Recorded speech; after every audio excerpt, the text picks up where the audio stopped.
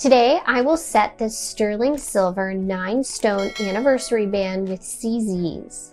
To follow along, you will need.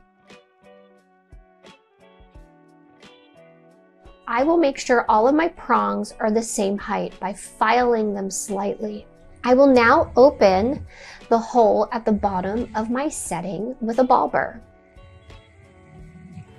After I cut all 4 seats, I will periodically check to see if the stone fits. I will now continue cutting seats to the right and left of the center stone. I will make sure all of the stones are at the same height. I will use a combination of my needle nose pliers, a prong pusher, and a beading tool to tighten the stones. After the stones are set, I will clean up the prongs with a pumice wheel. With the right careful steps in place, a successful setting can be achieved.